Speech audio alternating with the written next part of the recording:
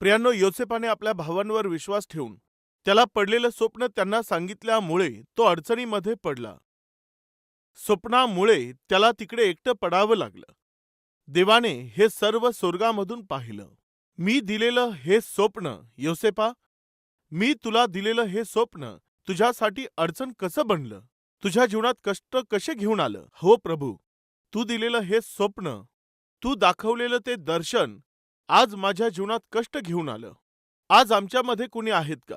परमेश्वराने जे दर्शन मला दिलं, परमेश्वराने जी सेवा मला दिली, देवाने मला जे पाचारण केलं, परमेश्वराने मला जी साक्ष दिली, देवाने मला जी आत्मिकता दिली, जी सेवा देवाने मला दिली, देवाने मला जी मंडळी दिली, त्यांनी आज माझ्या जीवनाला कष्टात पाडलेलं आहे, दुःखांमध्ये नेलेलं आहे. जर अशा प्रकारे आज तुम्ही दुःख करून चिंतेमध्ये आहात, तर तुम्हाला एक चांगली बातमी मी देऊ इच्छित आहे. कोणती आहे ती चांगली बातमी? योसेफाला जे स्वप्न पडलं होतं त्याला कष्टांमध्ये आणि अश्रूंमध्ये ढकलण्यात आलं असं आम्हाला वाटत आहे.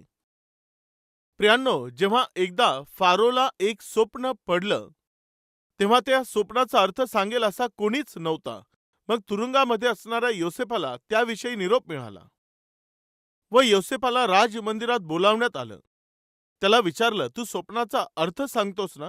असं त्याला फारोने विचारल्यावर तेव्हा योसेफाने उत्तर दिलं, मी तुमच्या स्वप्नाचा अर्थ सांगू शकत नाही, परंतु ज्याची उपासना मी करतो तो देव तुमच्या स्वप्नाचं उत्तर तुम्हाला देऊ शकतो. प्रियांनो, योसेफ येथे काय करत आहे माहितीये?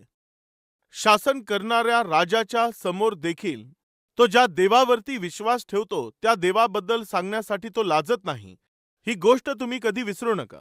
आमच्यातील काही लोकांना तुमचा विश्वास कोणता आहे, तुम्ही कशावर श्रद्धा ठेवता, तुम्ही कोणाची उपासना करता, कोणत्या देवाला तुम्ही भजता, ज्या देवावर तुम्ही विश्वास ठेवता, ज्या देवावर भरोसा ठेवता, त्या देवाबद्दल सांगण्यासाठी कितीतरी लाज वाटते, कितीतरी शरम वाटते. सांगण्यापासूनही मागे हटता. बायबल कोणाला दिसू नये यासाठी अतिशय खबरदारी घेता. कितीतरी खबरदारी तुम्ही घेऊन कोणाला हे समजू नये की मी ख्रिस्तावर विश्वास ठेवतो, की मी ख्रिस्ती आहे व मी चर्चमध्ये जातो, हे कोणालाही समजलं नाही पाहिजे, यासाठी ते अतिशय खबरदारी घेतात. ऐका प्रिय भाऊ आणि बहिणींनो, दारू पिणारा व्यक्ती तो न घाबरता पित असतो. आपलं शरीर विकण्यासाठी रस्त्याच्या कडेला वेश्या न घाबरता उभ्या राहतात. दारुडे न घाबरता दारू पितात. व्यभिचारी लोक न घाबरता वेश्यांकडे जातात. व्यभिचारी न घाबरता हे करतात. परंतु ज्या परमेश्वराने तुम्हाला पवित्रता दिली, त्या पवित्र देवाबद्दल सांगण्यासाठी काय तुम्ही त्याची लाज बाळगणार का? पापी लोक जर पाप करण्यासाठी लाज बाळगत नाही, तर मग तुम्ही आणि मी जे पापी होतो, त्या आपल्याला ज्याने पवित्र केलं त्या देवाबद्दल लाज बाळगणं ही किती लाजिरवाणी गोष्ट आहे. योसेफ जेव्हा राजाच्या समोर गेला, तो माझा परमेश्वर देवच तुमच्या स्वप्नाचा अर्थ तुम्हाला कळवील. त्याने अर्थही सांगितला, राजा, 7 वर्षापर्यंत तुमच्या देशामध्ये चांगलं पीक येणार. जेव्हा ते धान्य पिकेल तेव्हा ते धान्य काळजीपूर्वक तुम्ही कोठारांमध्ये साठवून ठेवा. का बरं? कारण या 7 वर्षानंतर येणारे 7 वर्ष भयंकर अशा दुष्काळाचे वर्ष असणार आहेत. मग 7 वर्ष येणारं अन्नधान्य जर तुम्ही कोठारांमध्ये साठवाल, तर दुष्काळामध्ये देशाचं रक्षण करू शकाल. तेव्हा तो राजा आपल्या आसपासच्या लोकांशी काय म्हणाला माहीत आहे?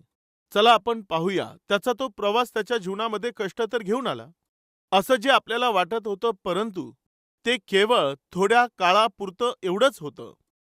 पाहूया उत्पत्ती अध्याय 41 वचन 15 व 16.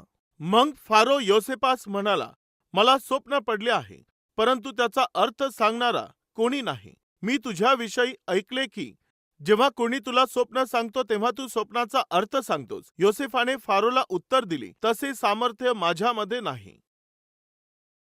तो काय बोलत आहे? माझ्यात तर ते सामर्थ्य नाही, परंतु देवच. तो कोणाबद्दल बोलत आहे? परंतु देवच. राजाबद्दल तो कोणाविषयी साक्ष देत आहे? आपल्या विश्वासाविषयी साक्ष देत आहे.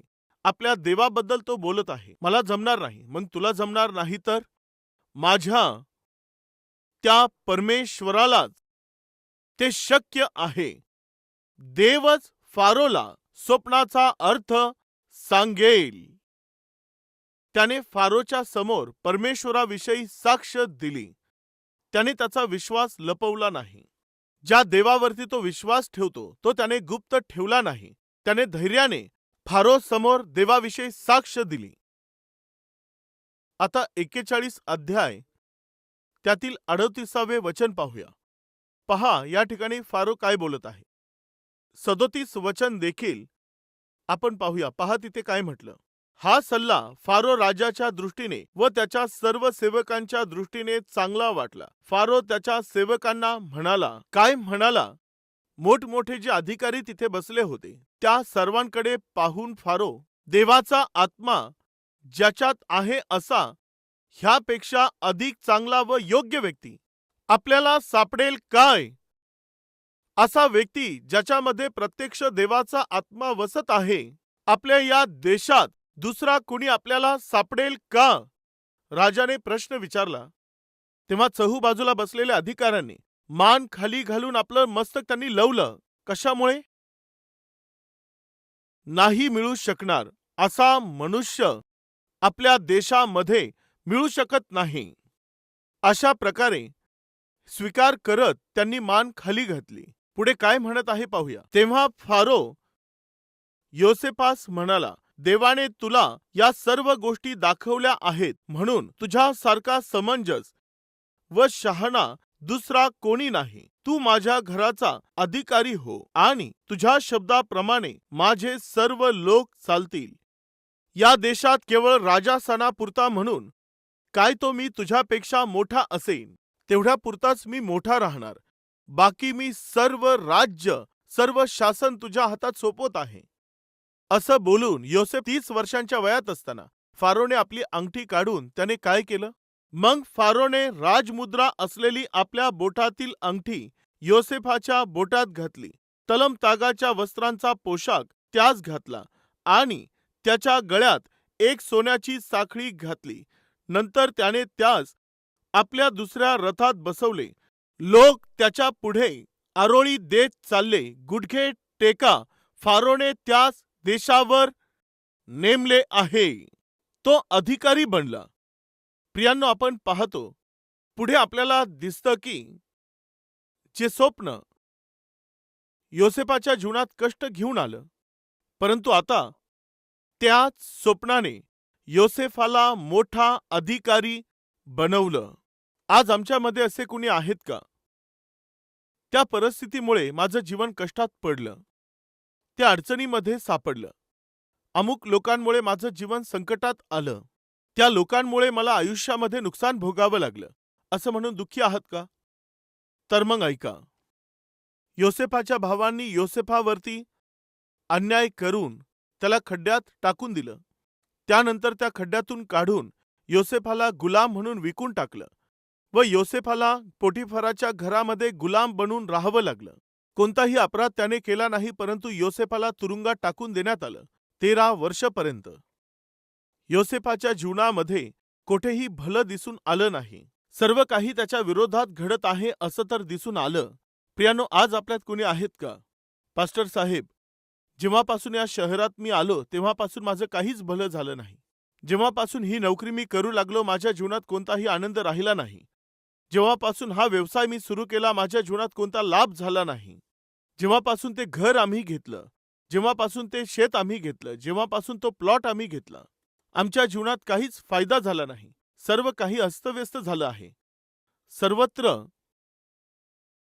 गोंधळ उडून गेलेला आहे. काय केलं पाहिजे काही समजत नाहीये. वर्ष निघून चाललेले आहेत, पण माझ्या प्रकृतीत कोणतीही सुधारणा नाही. माझा ग्राफ हा दिवसेंदिवस खाली जात चालला आहे. दिवसेंदिवस मी खाली रुतत चाललेलो आहे. एकेकाळी त्याच्या भावांनी त्याला तुरुंगात टाकलं.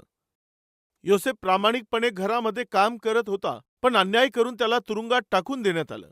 मी विचारत आहे, भावांनी त्याला खड्ड्यामध्ये टाकणं ही मोठी गोष्ट आहे म्हणाल, किंवा चूक न करता तुरुंगामध्ये टाकून देणं मोठी गोष्ट आहे. जर तुम्ही बारकाईने पाहाल तर योसेफाचा ग्राफ हा दिवसेंदिवस खाली जात राहिलेला दिसेल. शेवटी त्याला तुरुंगातही टाकलं. यापेक्षा खालची दशा कोणत्या मनुष्याची असेल का. या भूतलावरती तुरुंगामध्ये सडण्यापेक्षा मोठी आणखी दीन आणि हीन अशी अवस्था दुसरी असेल का. जरा सांगा. योसेफ त्या ठिकाणी पोहोचला. आता मला काही भविष्य नाही आणि वरून योसेपावरती कोणती मोहर लावली, कोणती छाप होती माहीत आहे. हा ज्या घरात काम करत होता त्या घरातील मालकिनीवर अत्याचार करण्याचा प्रयत्न केला, ही ती मोहर होती. अशा प्रकारे जेव्हा त्याच्या चारित्र्याचं हनन करण्यात आलं, कॅरेक्टरलेस मनुष्य, ही मोहर जेव्हा योसेपाच्या जीवनावरती पडली, मग अशा स्थितीमधून योसेपाला बाहेर पडणं शक्य होईल का? कृपया ऐका. त्याच्याबद्दल जगाने कितीही निंदा केली किंवा कितीही छाप लावली, योसेपाने आपली धार्मिकता कधीही सोडली नाही आणि नीतिमान आपल्या देवाला त्याने सोडलं नाही. केवळ एकच विश्वास त्याने ठेवला, एकच भरोसा तो धरून राहिला. कोणता ठाऊक आहे? माझा परमेश्वर एक ना एक दिवस माझ्यावर दया दाखवील. माझा परमेश्वर एक ना एक दिवस मला दर्शन देईल. तो मला आशीर्वाद देईल. माझं जीवन तो धन्य बनवेल. तो दिवस येईपर्यंत मी माझ्या विश्वासाला जपेन. तो दिवस मी माझ्या डोळ्यांनी पाहीपर्यंत मी माझ्या आत्मिकतेचं रक्षण करेल. माझ्या पवित्रतेला मी जपेन. आत कोण आहे तिकडे? योसेफ नावाचा कोणी माणूस या तुरुंगामध्ये आहे का? योसेफ, योसेफा, सैनिक येऊन इकडे तुला विचारत आहेत. सैनिक येऊन मला विचारत आहेत का? सैनिकांना माझं नाव कसं माहिती? माहिती नाही. योसेफ नावाचा मनुष्य आहे का असं विचारत आहे. तो गेला. मीच योसेफ आहे. तुम्हाला काय पाहिजे आहे? तूच पाहिजे आहेस. कशासाठी आले तुम्ही? राजा फारोने तुला आणण्यास सांगितलं आहे.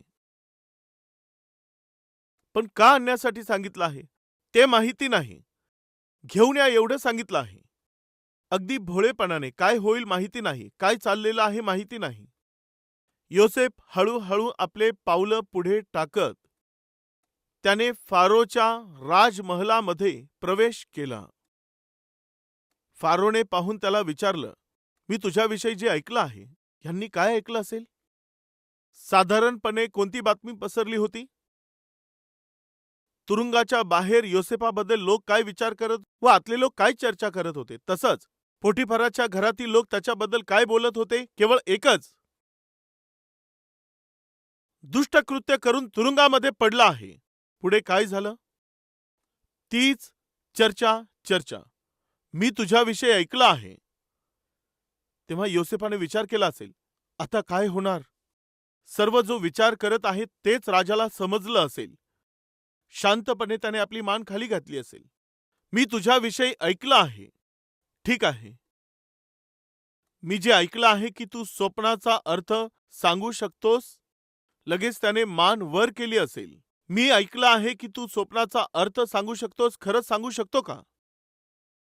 प्रियानो, जर तेथे मी असतो तर कृपया मला एक संधी तुम्ही देऊन पहा. कारण मी कोण आहे ते तुम्हाला मी सांगेल असं बोललो असतो. का माहितीये? त्या भयंकर पिढेपासून बाहेर पडण्यासाठी. परंतु योसेफ काय बोलला ठाऊक आहे? माझ्याकडून होणार नाही. तर मग माझ्या परमेश्वराकडून स्वप्नाचं उत्तर मी कळवू शकतो. म्हणजे अर्थ माहीत आहे. तो त्याच्या जीवनामध्ये अगदी खालच्या स्थितीत पोहोचला तरी त्याने आपल्या हृदयामध्ये परमेश्वर देवाला उंच अशा जागेमध्ये ठेवलं होतं. हे होतं योसेफाच्या जीवनामधील महानपण. आज आमच्यामध्ये कोणी आहेत का, माझ्या प्रिय भाऊ आणि बहिणींपैकी, जे निराश आणि हताश होऊन गेलेले आहेत? दिवसेंदिवस व दिवसेंदिवस प्रकृती खालावत चालली आहे. आर्थिक अडचणी वाढत चालल्या आहेत. कौटुंबिक परिस्थिती दिवसेंदिवस बिघडत चाललेली आहे. नोकरी मिळेल ही आशा आता निघून चाललेली आहे. आयुष्यात मी माझ्या पायावर उभा राहू शकेल ही जी आशा आहे ती दूर होत चालली आहे. माझे मुलं सुधारतील, चांगले शिकतील अशी आशा आता दूर होत चालली आहे. परंतु आज देखील मी माझ्या देवावरती विश्वास ठेवेन. मी माझ्या देवावर भरोसा ठेवेल असं जर आपण बोललो तर किती बरं राहील. प्रियानो, त्याने स्वप्नाचा अर्थ सांगितला. 13 वर्षामध्ये त्याने आपल्या आयुष्यामध्ये कधीही त्याच्या जीवनामध्ये आनंद होईल असा कोणताही बदल त्याला आपल्या आयुष्यामध्ये दिसला नव्हता. परंतु फारो राजा योसेफ जेव्हा स्वप्नाचा अर्थ सांगत होता तेव्हा त्याने तो अर्थ ऐकून तो चहूबाजूच्या लोकांकडे पाहून बोलू लागला. असा मनुष्य ज्याच्यामध्ये देवाचा आत्मा वसत आहे. हुशार व्यक्ती असं तो बोलत नाही. का माहितीये? योसेफ खूप हुशार आहे असं त्याने दाखवलं नाही. मोठा बुद्धिमान मी आहे असं त्याने दाखवलं नाही. मोठा विद्वान आहे असं तो कोणाला बोलला नाही, तर त्याने कसं दाखवलं, एक आत्मिक व्यक्ती आहे असं त्याने दाखवलं. देवावर विश्वास ठेवणारा एक आत्मिक व्यक्ती मी आहे हे त्याने दाखवून दिलं. त्याने देवालाच उंच केलं. तेव्हाच राजा बोलत आहे, ज्याच्यामध्ये देवाचा आत्मा वसत आहे असा मनुष्य आपल्या देशामध्ये शोधून सापडेल का? तेव्हा कोणतंही उत्तर मिळालं नाही. त्याने आपली अंगठी काढली व योसेफाच्या बोटात घातली व तो म्हणाला की तू या देशाचा अधिकारी हो. योसेफाच्या काहीच लक्षात आलं नाही, हे काय चाललं आहे, हे काय आहे. काही तासांपूर्वी आयुष्यात मी अगदी खालच्या दशेमध्ये राहत होतो, परंतु आता सर्व देशावरती उत्तम अशा स्थानामध्ये मी जाऊन पोहोचत आहे. हे काय आहे? माझ्या देवाला पाहिजे आहे तर तो काहीही करू शकतो. माझा परमेश्वर हा काहीही करू शकतो. प्रियांनो, देव कोणत्या दिवशी तुमचं दुःख करेल हे आपल्याला माहिती नाही. परमेश्वर केव्हा तुमचे अश्रू पुसेल तुम्हाला ठाऊक नाही. कोणत्या दिवशी तो देव तुमच्यावरील श्राप दूर करेल माहिती नाही. देव कोणत्या दिवशी तुमचं मस्तक उन्नत करील माहिती नाही. परमेश्वर कोणत्या दिवशी तुम्हाला अभिमान मिळवून देईल माहिती नाही. परंतु एक गोष्ट सत्य आहे. कोणती माहिती आहे? तो दिवस परमेश्वर देवाने निवडून ठेवलेला आहे.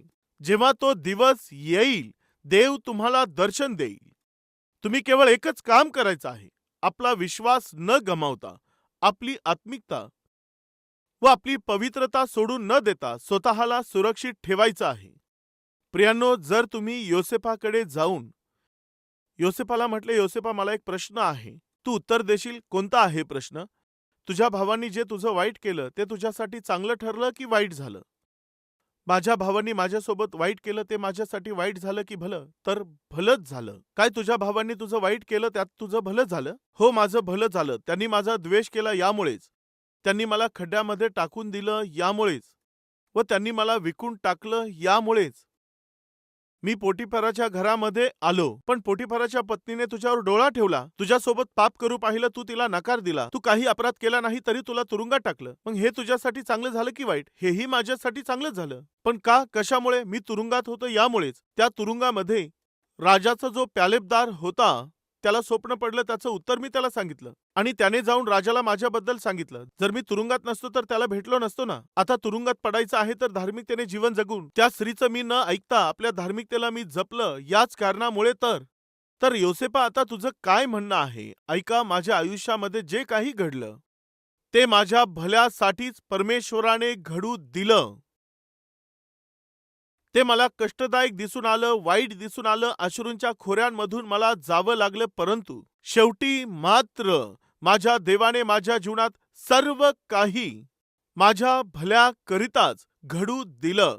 बायबल सांगतं रोमकरास पत्र अध्याय 8 वचन 28 मध्ये, परंतु आपल्याला ठाऊक आहे की देवावर प्रीती करणाऱ्यांना, म्हणजे त्याच्या संकल्पांप्रमाणे बोलावलेल्यांना, देवाच्या करुणेने सर्व गोष्टी मिळून कल्याणकारक होतात. केवळ काही गोष्टी नाहीयेत. तुम्ही देवावरती प्रीती करता का? तुम्ही देवाचे लोक आहात का? तर एक चांगली बातमी आहे. कोणती आहे? कोणती आहे ती बात? आज तुमच्या जीवनामध्ये जे जे कष्टदायक वाटत आहे, वाईट दिसत आहे, हानिकारक दिसून येत आहे, नुकसानदायक असं वाटत आहे, परंतु परमेश्वर बोलत आहे की सर्व काही तुमच्या कल्याणासाठीच मी बदलणार आहे. हे परमेश्वराचं अभिवचन आहे. पहा, उत्पत्ती अध्याय 45 4 आणि 5 वचन पहा. योसेफ आपल्या भावांना म्हणाला, अमळ जवळ या, आणि ते जवळ गेले. तेव्हा तो म्हणाला, तुमचा भाऊ योसेफ, ज्याला तुम्ही मिस्र देशात विकून टाकले, तो मीच. तुम्ही मला ह्या देशात विकून टाकले, ह्याबद्दल आता काही दुःख करू नका आणि संताप करून घेऊ नका, कारण तुमचे प्राण वाचवावे म्हणून देवाने मला तुमच्या पुढे पाठवले. तुम्ही माझं वाईट करण्याचा विचार केला, परंतु माझ्या देवाने त्या वाईटाला भल्यामध्येच बदलून टाकलं. आमच्या चहूबाजूचे लोक आमच्या जीवनात नुकसान आणि कष्ट घेऊन यावेत हा विचार करत असतील, त्यांना त्यांचं काम करू द्या. परंतु तुम्ही जर परमेश्वराला आपला आधार बनवून जीवन जगत आहात, तर ते जे तुमचं वाईट करू पाहत आहेत त्याच गोष्टीला माझा देव तुमच्या भल्यामध्ये बदलून टाकेल. हे आहे आपल्या देवामधील सामर्थ्य. प्रिय भाऊ आणि बहिणींनो, जे लोक देवावरती प्रीती करतात, ज्यांना त्याने संकल्पाप्रमाणे बोलावलं आहे, त्यांच्यासाठी सर्व गोष्टी मिळून कल्याणकारक अशाच ठरतात. ही गोष्ट प्रियांनो तुम्ही आपल्या जीवनात कधीही विसरू नका. जे योसेफाला वाईट असं दिसून येत होतं ते देवाने त्याच्या भल्यामध्ये बदललं. ज्या स्वप्नांमुळे योसेफाला गुलाम बनावं लागलं तेच स्वप्न योसेफाला अधिकारी बनण्यास कारणीभूत ठरले. भाऊ आणि बहिणींनो, चिंता करू नका. जे दुःख, ज्या अडचणी, जे कष्ट, ज्या वेदना तुम्हाला पूर्णपणे एकटं पाडत आहेत, माझा देव त्याच गोष्टींचा आधार घेऊन तुम्हाला आशीर्वादित करेल व उत्तम अशी स्थिती तो तुम्हाला प्राप्त करून देईल. त्याच्या त्या प्रवासाने योसेफाच्या जीवनामध्ये भलंच झालं.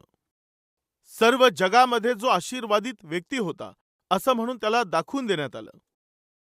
आज या तुमच्या जीवन यात्रेमध्ये परमेश्वर तुमच्या जीवनाला देखील आशीर्वादांचं कारण बनवून अनेक लोकांच्या भल्याचं कारण बनवावं अशी मनापासून आशा करतो.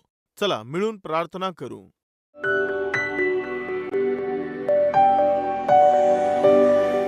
महान व अतिपवित्र प्रेमळ परमेश्वर देवा, त्या दिवशी योसेफाने केलेला जो प्रवास होता तो अतिशय ओझ्यांनी भरलेला, वेदनेने भरलेला व चिंतेने भरलेला असा तो प्रवास होता.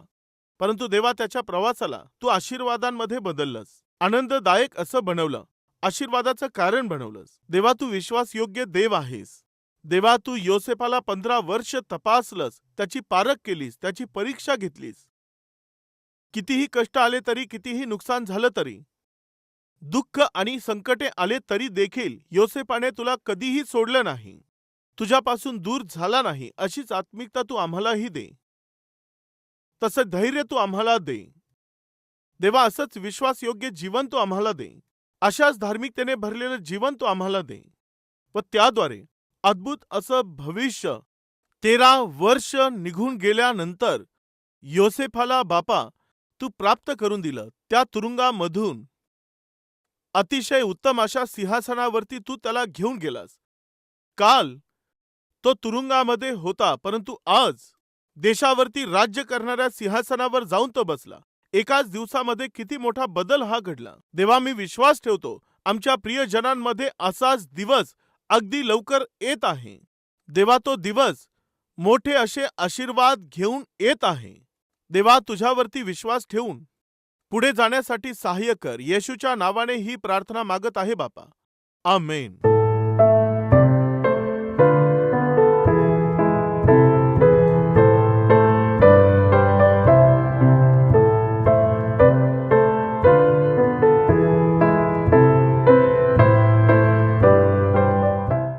आमचा पत्ता Calvary, post box number 30, Kukatpally, Hyderabad 72.